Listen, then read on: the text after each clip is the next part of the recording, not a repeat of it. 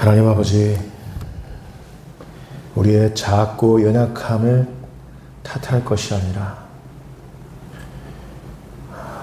아무것도 할 수 없는 우리들의 모습을 한탄할 것이 아니라 우리의 믿음 없음을 스스로 한탄할 줄 아는 그런 진실한 예배자들 오늘 우리 다 될 수 있도록 주님 축복하여 주옵소서. 인자가 이 세상에 다시 올 때 이 세상에서 믿음을 보겠느냐 하셨던 주님의 그 질문을 다시 한번 가슴에 새기며 주님 오시는 다시 오시는 그날까지 믿음을 가지고 흰 옷을 입고 주님을 따르는 우리 자신을 부인하며 우리 자신의 십자가를 들고 주님을 따르는 우리 화평교회 성도들 다 될 수 있도록 주님 축복하여 주옵소서. 나라 안팎이 너무 힘들고 모진 세상입니다. 주님께서 이 모든 거짓되고 왜곡된 이 상황을 주님께서 잠잠하게 하여 주옵소서. 나사렛 예수 그리스도의 이름으로 다시 한번 일어나는 대한민국과 한국교회 될 수 있도록 주님 축복하여 주옵소서. 우리 화평교회의 우리의 이 모습도 주님 정하신 때에 거룩하게 부흥하는 그날도 또한 허락하여 주옵소서. 하나님의 말씀을 기다립니다. 오늘 주의 종을 통해 하나님 말씀하실 터인데 주의 종은 십자가 뒤로 철저히 감추어 주시고 우리 주 예수 그리스도의 말씀만이 밝히 증거될 수 있도록 주님 우리 모두를 축복하여 주옵소서. 감사합니다. 예수님의 이름으로 기도합니다. 아멘. 하늘에 계신 우리 아버지의 이름을 거룩하게 하시며 아버지의 나라가 오게 하시며 아버지의 뜻이 하늘에서와 같이 땅에서도 이루어지게 하소서. 오늘 우리에게 일용할 양식을 주시고 우리가 우리에게 잘못한 사람을 용서하여 준 것 같이 우리 죄를 용서하여 주시고 우리를 시험에 빠지지 않게 하시고 악에서 구하소서. 나라와 권능과 영광이 영원히 아버지의 것입니다. 아멘. 할렐루야. 오늘 우리들에게 주시는 하나님의 말씀은 고린도후서 5장 1절부터 10절까지 있는 말씀입니다. 고린도후서 5장 1절부터 10절까지 있는 말씀. 저와 여러분이 한 절씩 교독하겠습니다. 만일 땅에 있는 우리의 장막집이 무너지면 하나님께서 지으신 집 곧 손으로 지은 것이 아니요 하늘에 있는 영원한 집이 우리에게 있는 줄 아느니라. 우리가 여기 있어 안식하며 하늘로부터 오는 주의 천사로 덧입기를 간절히 사모하노라. 이렇게 입음은 우리가 벗은 자들로 발견되지 않으려 함이라. 참으로 이 장막에 있는 우리가 짐진 것 같이 안식하는 것은 벗고자 함이 아니요 우리가 덧입고자 함이니 죽을 것이 생명의 삼킴과 되게 하려 합니다. 곧 이것을 우리에게 이루게 하시고 보증으로 성령을 우리에게 주신 이는 하나님이시니라. 그러므로 우리가 항상 담대하여 몸으로 있을 때에는 주와 따로 있는 줄 아노니 이는 우리가 믿음으로 행하고 보는 것으로 행하지 아니함이로다. 우리가 담대하여 원하는 바는 차라리 몸을 떠나 주와 함께 있는 그것이라. 그런즉 우리는 몸으로 있든지 떠나 있든지 주를 기쁘시게 하는 자가 되기를 힘쓰노라. 이는 우리가 다 반드시 그리스도의 심판대 앞에 나타나게 되어 각각 선악간에 그 몸으로 행한 것을 따라 받으려 함이라. 아멘. 죽음의 의미를 새롭게 라는 제목으로 함께 하나님의 음성을 청하겠습니다. 영원할 수 없는 우리 인간에게는 영원히 풀릴 수 없는 테마가 있습니다. 바로 죽음입니다. 죽음. 저에게는 아직도 죽음이 낯섭니다. 매일 아침 잠들면서도 죽음이 낯섭니다. 사랑하는 아버지, 어머니의 죽음을 겪고 나서도 죽음이 낯섭니다. 저에게는 친동생이나 다름없었던 한 아우의 죽음을 겪고 나서도 죽음이 낯섭니다. 저의 죽음, 제가 죽는다는 그 사실이 낯설다 그 말입니다. 그 죽음이 찾아온다면 저의 반응은 어떨지 잠옷 궁금합니다. 저는 어떻게 저의 죽음을 맞이할까요? 여러분은 여러분의 죽음을 맞이할 때 어떨까요? 온 인류가 애써 기억해야 할 게 있습니다. 죽음은 불가피하다라는 사실입니다. 그래서 나온 말이 메멘토 모리, 메멘토 기억하라, 모리 너는 죽는다입니다. 사람들 역시도 자기 죽음이 낯선가 봅니다. 분명한 건 아무리 부인해봐도 죽음은 우리를 결국 찾아낸다는 사실입니다. 죽음은 결국 우리 목숨의 마지막을 고할 겁니다. 피하고 싶어도 숨고 싶어도 결국 우리는 죽음 앞에 무력합니다. 피할 수 없다면, 숨을 수 없다면 우리가 할 수 있는 건 있어요. 유일한 게 할 수 있는 게 있어요. 그건 바로 우리 죽음의 의미를 우리 스스로 새롭게 할 수 있다는 사실입니다. 우린 죽지만, 나는 죽지만 내가 내 죽음의 의미를 새롭게 할 수 있다 그 말입니다. 죽는다 해도 나의 죽음은 그것으로 끝이 아니라 그것으로 새로운 시작을 알린다라는 그런 의미, 나의 죽음의 새로운 의미. 제가 요즘 존경하게 된 한국 근현대사의 위대한 인물 한 명 있습니다. 몽양 여운형 선생입니다. 안타깝게도 그분은 1947년 7월 19일 해화동 로타리에서 암살당해 죽었습니다. 그의 죽음은 온 결의에게 그저 허울뿐인, 그저 헛개비일 뿐인 좌우 이념 대립의 그 무상함을 알려주는 그런 계기가 되었습니다. 몽양의 좌우 합작 통일정부, 민족 통일의 꿈이 이루어졌다면 얼마나 좋았을까요? 아마도 여수, 순천, 제주에서의 불필요했던 참사는 아마 없었을 겁니다. 아마도 동족 상잔의 비극 한국전쟁 역시도 없었을 겁니다. 안타까운 건 또 지금처럼 친일 부역자들이 활개를 치는 이 어이없는 광경도 아마 없었을 겁니다. 그런데 안타까운 건 조선 총독부마저 몽양의 지도자로서의 그 됨됨이를 알아보고 몽양에게 협조를 구했었는데 왜 같은 피를 나눈 사람들이 거짓 소문을 만들어서 그를 빨갱이로 몰아서 그를 암살했어야 했는지 저는 아직도 잘 모르겠습니다. 빨갱이가 여러분 좌우 합작해서 통일정부를 만들어야 된다 그런 구호를 외칠 수 있을까요? 빨갱이가? 혹자는 말합니다. 미 군정은 몽양 여운형 선생의 암살 정보, 이승만 정부에 의한 그 암살 정보 알고 있었으면서도 미 군정은 침묵했다고 밝혀두고 있습니다. 아무튼 몽양 선생의 이 죽음 때문에 오늘 우리는 대한민국의 민주주의는 과연 어떤 길을 걸어가야 하는지, 과연 한국교회는 어떤 모습으로 회복되어야 하는지, 그는 진정 위대한 그리스도인이었었는데 한국교회는 어떤 모습으로 회복되어야 하는지 그 길을 묻게 된다 그 말입니다. 몽양 선생의 죽음 그 의미가 요즘 다시 한번 적어도 저한테만큼은 새로워지고 있는 것이죠. 여러분, 우리는 오늘 그리스도 예수의 십자가 죽음을 어떻게 해석하고 있습니까? 하나님의 아들, 독생자, 그리스도 예수, 하나님의 어린 양의 죽음은 죽음 그 자체에 실로 어마어마한 영향을 끼쳤습니다. 예수님이 죽음으로써 죽음 자체를 죽이신 겁니다.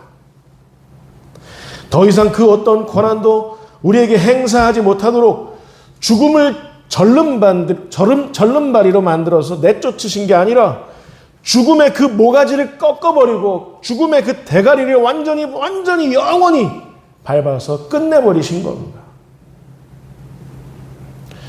그리스도 예수께서는 우리가 아까 노래했지만 그리스도 예수께서는 십자가에서 다카 완전히 짓뭉개지고 완전히 짓이겨지고 완전히 분쇄되셨지만 그는 다카 죽으셨지만 그와 동시에 그는 그의 그와 죽음과 동시에 죽음의 권세마저 뭉개버리시고 짓이겨버리시고 분쇄시키셨다는 사실을 여러분 잊지 마시기 바랍니다.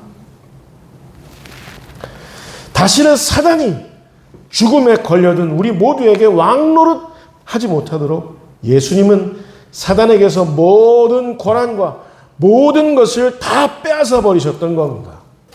창세기 3장 15절 말씀 이 상황을 정확하게 예언하고 있었습니다. 같이 읽겠습니다. 자, 시작.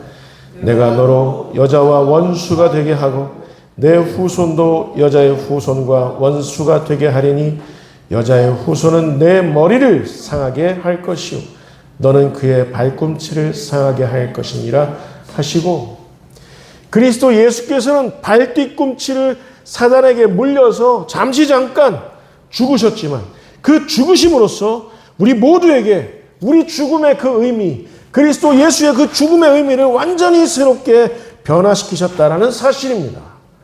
다카 그는 죽으셨지만 부활을 약속하는 그 죽음을 죽으셨다 그 말입니다. 하이델베르크 요리문답 시대의 사람들 역시도 오늘날 우리가 안고 있는 이 죽음의 문제를 안고서 똑같이 소갈이 했을 것으로 예상되는데요.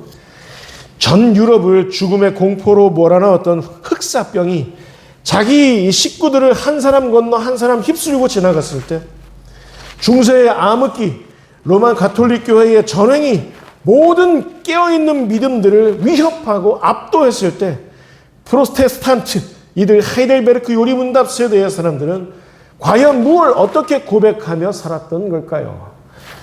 제42문 우리 같이 읽겠습니다. 자, 시작. 그리스도께서 우리를 위해서 죽으셨는데 우리도 왜 여전히 죽어야 합니까?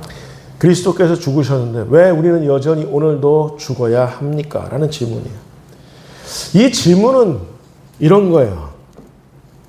그리스도 예수의 죽음의 의미와 우리들 죽음의 의미는 무엇이 다른 겁니까?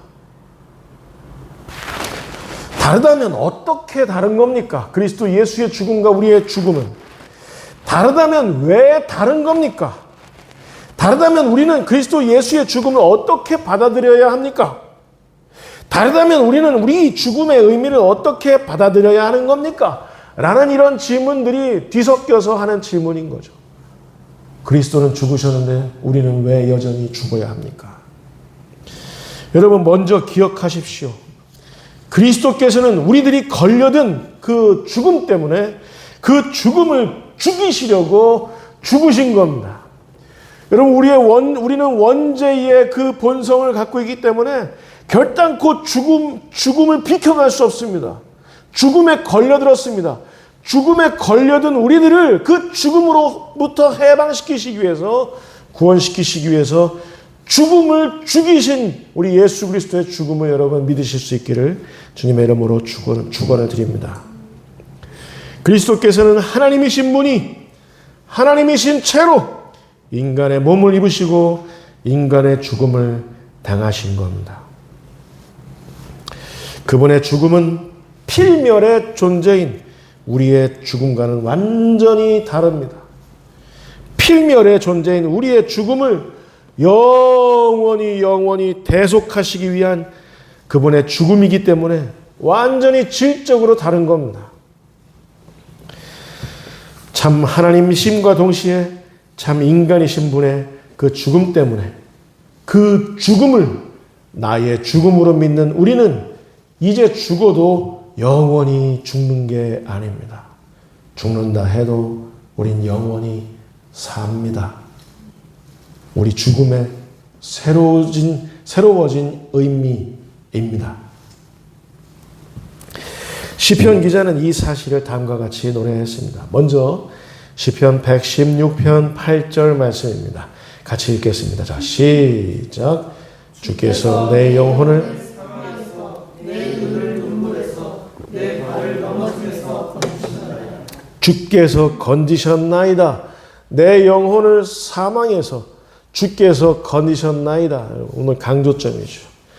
여기서 주께서 건지셨나이다 라고 번역된 히브리어 할라치라는 말은 끌어낸다, 빼낸다, 구출해낸다, 구원해낸다 라는 뜻입니다. 할라치. 저는 개인적으로 전쟁 영화 보는 것을 참 좋아하는데요. 제 생각에 아직까지는 스티븐 스필버그 감독의 1993년작 쉰들러 리스트 그리고 1998년작 라이언 일병 구하기라는 이 두 영화를 최고의 영화로, 최고의 전쟁 영화로 손꼽습니다. 이 두 영화를 뛰어넘는 영화는 아직까지도 없는 것 같아요. 이 두 영화의 공통점이 있습니다. 이 두 영화 모두는 할라치, 구출해낸다, 빼낸다, 구원해낸다, 끌어낸다 라는 이 할라치라는 말을 가지고 주제로 삼기 때문에 그렇습니다. 쉰들러 리스트에서 여러분 보셨어요? 쉰들러 리스트? 쉰들러 리스트에서 쉰들러 이 독일 사람은 사업가였는데요. 유대인 수용소에 갇혀서 죽음을 앞둔 사람들, 유대인들을 한 사람 한 사람 그 리스트를 쭉 만듭니다. 리스트를 만들어서 자기 재산 전부를 다 지불하고 자기 공장으로 빼냅니다. 자기 공장으로 빼내서 마침내는 할라치 그 유태인들을 한 사람 한 사람 구출해낸다는 게 영화 속의 내용이었습니다. 마지막에 자기 자신의 손가락에 반지를 보면서 이 손가락 반지를 내가 팔지 못했네 하면서 한탄하는 그 오스카 쉰들러의 모습을 아직까지도 잊을 수 없습니다. 이 금반지면 적어도 유태인 3사람은 내가 구할 수 있었는데 하는 그 장면. 또 하나 라이언 일병 구하기에서는 홀로 된 한 어머니에게 아들 4명이 있었는데 아들 넷이 공교롭게도 다들 제2차 세계대전에 참전한 겁니다. 그런데 군인들의 전사 소식을 우편으로 보내기 위해서 막 타자를 치는 장면이 나와요. 클로즈업 되는데 군인들 명단을 막 추리면서 깜짝 놀랍니다. 이 타자 치는 그 여인이. 공교롭게 라이언이라는 성을 가진 군인 셋의 전사 소식을 접하게 된 겁니다. 보니까 한 어머니에게서 낳은 자식이야. 큰아들, 작은아들, 셋째 아들이 동시에 전사한 겁니다. 그거는 이제 타이피로 쳐서 이 전사 소식을 보내야 되는데 그 장면이 클로즈업 되는 거예요. 이제 이 어머니에게는 아들 4 중에 막내 아들만 남은 겁니다. 이 노르망디 상륙작전 중에 조지 마샬 장군은 명령합니다. 그 어떤 대가를 치르고서라도 마지막 남은 막내 라이언 일병만큼은 할라치, 구출하라는 거죠. 그래서 특공대가 조직되는데 8명의 특공대가 조직됩니다. 중대장 밀러 대위의 8인의 특공대가 조직되어서 라이언 일병을 구출하게 되는데요. 이 영화 속에서 특공대는 다 라이언 일병 구하느라고 그 라이언 일병 구하느라고 특공대 중에 6명이 전사합니다. 다 죽고 난 다음에 의무병 1명하고 그리고 사고뭉치 유태인 병사 1사람만 남는 것이 영화 속의 내용이었습니다. 여러분 잊지 마십시오. 우리 그리스도 예수께서는 위의 두 영화 그 이상으로 당신의 모든 것을 다 동원하셔서 우리를 할라치 하셨음을 여러분 잊지 마시기 바랍니다. 당신이 하실 수 있는 모든 것을 다 소진하셔서 우리를 할라치 구출해내셨음을 여러분 믿으시기 바랍니다. 그것도 죽음의 가장 깊은 골짜기에 갇혀서 거기서 신음하고 고립되어져 버린 우리를 할라치 구출해내신 겁니다. 여러분 왜 그렇게 하신 거냐고 여러분 물으시겠습니까? 우리는 불가피한 죽음에 휩싸여 있지만 우리 죽음의 의미를 완전히 그리스도의 그 부활 안에서 완전히 우리 그리스도인들의 죽음을 부활의 권능 아래서 새롭게 하시느라고 그렇게 하셨음을 여러분 믿으시기 바랍니다. 이 사실을 하이델베르크 요리문답 제42문에 관한 답은 이렇게 표현하고 있습니다. 자, 우리 같이 큰 목소리로 같이 읽도록 하겠습니다. 자, 시작. 우리의 죽음은 자기 죄값을 치르는 것이 아니며 단지 죄 짓는 것을 그치고 영생에 들어가는 것이다. 네, 우리 죽음의 의미를 새롭게 하고 있습니다. 하이델베르크 요리문답 제42문답.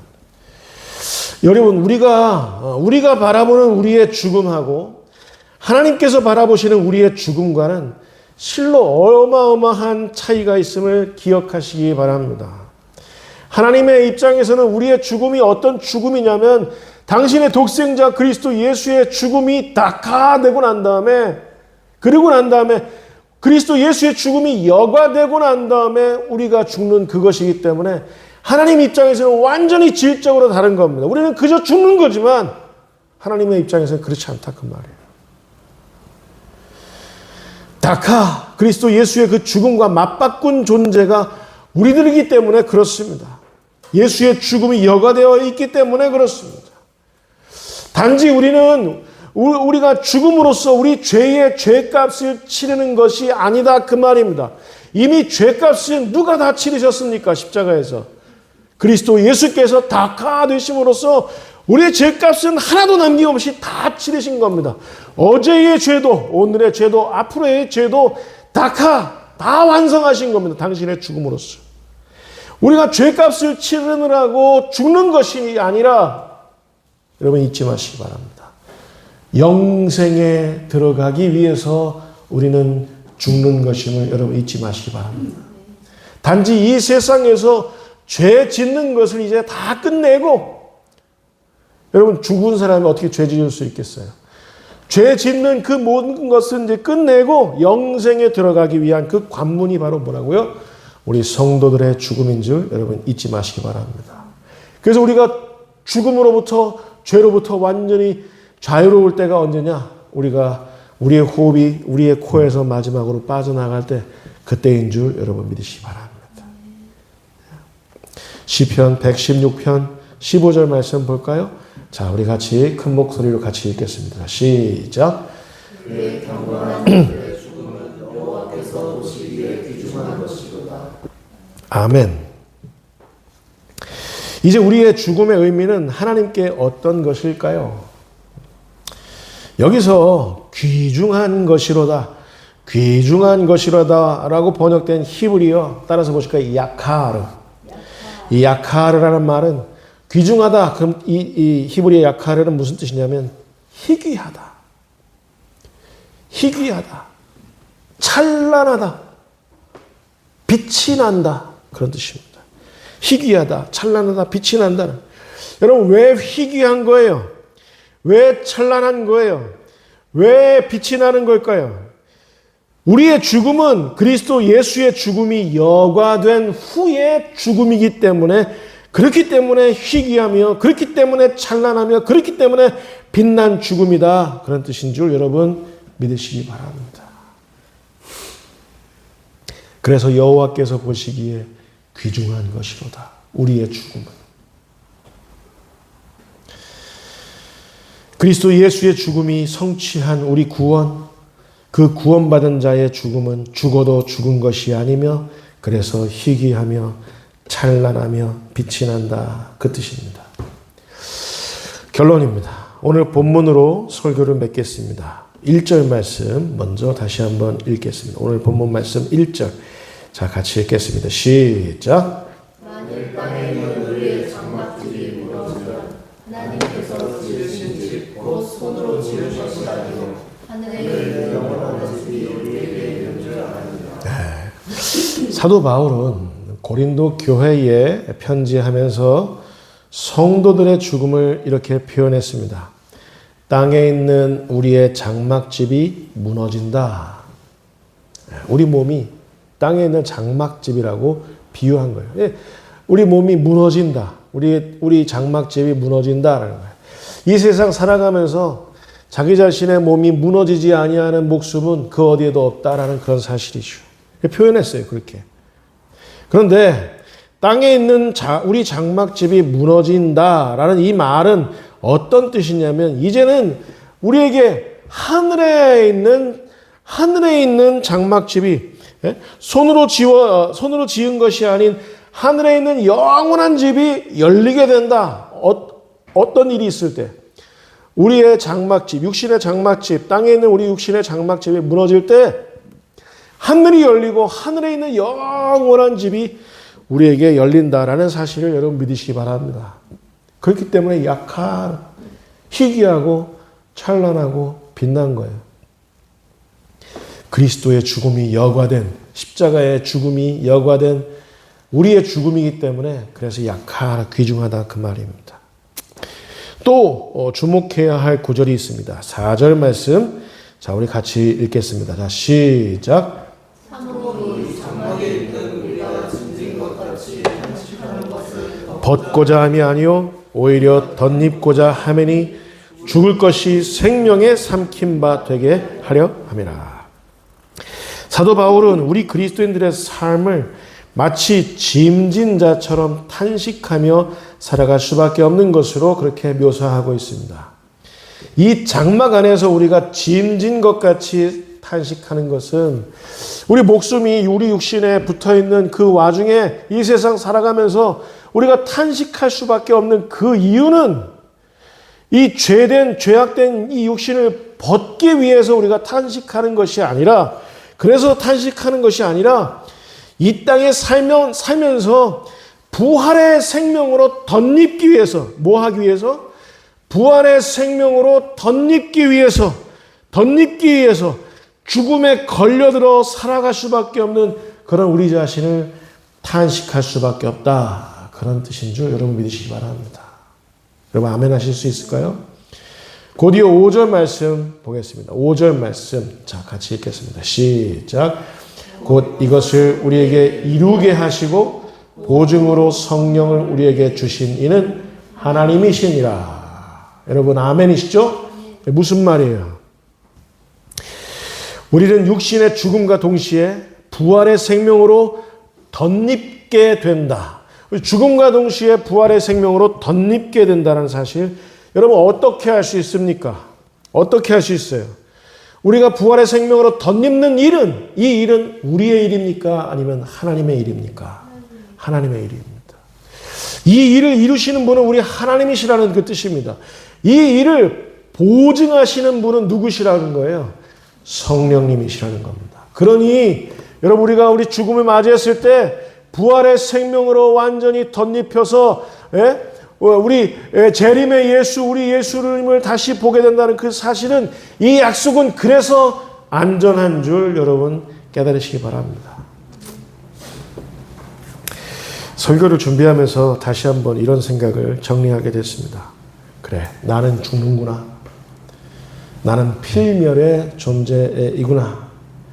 내게 있어서 죽음 외에 다른 선택은 없구나. 내 존재의 근원이 나 밖에 있으니까, 내 생명의 근원이 나 밖에 있으니까 이제 나는 고로 나의 죽음을 의식한다. 여러분 따라서 보실까요? 내 죽음을 의식한다. 죽음을 의식하며 살아가시기 바랍니다. 메멘토 모리. 그래서 그리스도께서 나의 죽음의 의미를, 그 의미를 새롭게 하실 것을 여러분 오늘 재차 믿으실 수 있기를 바랍니다. 여러분 자기 죽음이 자기가 필멸의 존재인 것을 잊고 살아가는 그런 사람들의 특징이 뭔지 아세요?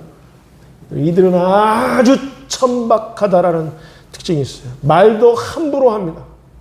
말도 함부로 해요. 천박.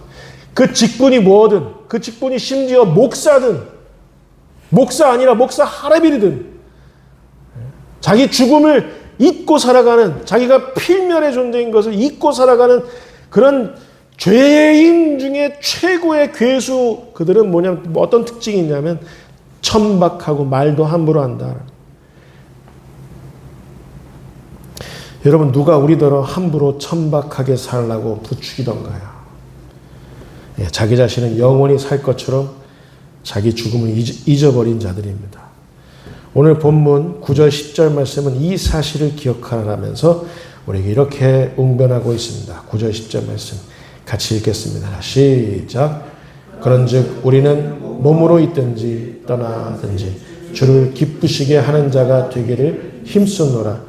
이는 우리가 다 반드시 그리스도의 심판대 앞에 나타나게 되어 각각 선악간에 그 몸으로 행한 것을 따라 받으려 함이라. 저는 몽양 여운형 선생의 인생을 추적하면서 그런 생각을 하게 됐습니다. 몽양은 다른 건 다 몰라도 하나님을 기쁘시게 하는 자 되기 위해서 힘썼던 참 그리스도인이었구나라는 사실입니다. 이분은 일평생 양지에서 살았던 적이 단 한 번도 없었어요. 남북으로 분열된 이 대한민국, 좌로 우로 분열된 이 대한민국을 어떻게 하면 하나로 통일을 시킬지, 하나님은 이 일을 정말 기쁘시게 여기실 텐데, 내가 이 하나님 기쁘시게 하는 이 일을 내가 어떻게 하면 이룰 수 있을지 자기 목숨으로 다 버려가면서 그렇게 헌신했던 진정한 그리스도인이었다는 사실입니다. 여기 하나 더, 정말 나라와 민족을 위한 길이 어디에 있는지, 이 결의 모두를 기쁘게 하는 일은 과연 어디에 있는지 그 길을 열기 위해서 애썼던 하나님의 사람이었구나라는 사실을 깨닫겠습니다.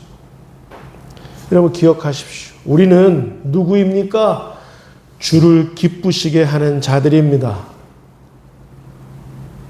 우리 자신을 기쁘게 하기 위해서 살아간다고요? 어느 누군가가 두려워서, 어느 누군가를 의식하느라고 그를 기쁘게 하기 위해서 산다고요? 아니야. 우리는 주님만을 기쁘시게 하는 자들임을 여러분 명심하시기 바랍니다. 여기에 하나 더, 마지막으로. 우리의 죽음 뒤에는 기실 그리스도의 심판대가 있습니다. 여러분, 그리스도의 심판대 앞에 우리가 나중에, 우리가 죽었으면 나중에 부활해서 우리 재림하신 그 주님을, 그리스도의 심판대 앞에서 주님을 만날 텐데, 그 그리스도의 심판대 앞에서만큼은 여러분 의인으로 부활하실 수 있기를 바랍니다. 아멘이요? 네. 이 그리스도의 심판대 앞에 정말 이 세상 자기 욕심대로, 자기 속에로 오른 대로 지가 하나님인 줄 알면서 자기는 영원할 줄로만 알면서 살아갔던 그런 죄인들은 죄인으로서 부활하면서 그 선악간의 심판을 받아서 이들은 나중에 어디로 가는 거예요? 저 지옥으로 가는 겁니다. 지금 이대로라면 대한민국을 그릇된 길로 인도하고 있는 목사라지만 이 전광훈 같은 자들, 손연보 같은 자들, 김진홍 같은 자들, 과거 어떠했든 간에 이들은 그리스도의 심판대 앞에서 악인으로 부활해서 영원한 지옥에 갇히게 된다는 사실입니다. 여러분만큼은 의인으로 부활하시는 우리 화평교회 성도 여러분들 다 되실 수 있기를 주님의 이름으로 축원을 드립니다. 기도하겠습니다. 하나님 아버지, 우리는 영원할 수 없기에, 우리는 필멸의 존재이기에 우리는 하나님 앞에서 죽음을 맞이할 수밖에 없습니다. 정말 낯설고 또 낯선 그 죽음이지만 메멘토 모리, 기억합니다. 저는 죽는다는 사실을. 이걸 자각하며 오늘 나의 죽음에 걸려들어 죽을 수밖에 없는 나의 죽음, 이 죽음의 의미를 완전히 새롭게 하시는, 완전히 부활케 하시는 우리 주님 앞에 또 한 번 무릎 꿇고 믿음으로 나아가는 우리 모두 다 될 수 있도록, 우리 화평교회 성도들 다 될 수 있도록 주님 축복하시고 또 축복하여 주옵소서. 감사합니다. 우리 주 예수 그리스도 이름으로 기도하옵나이다. 아멘.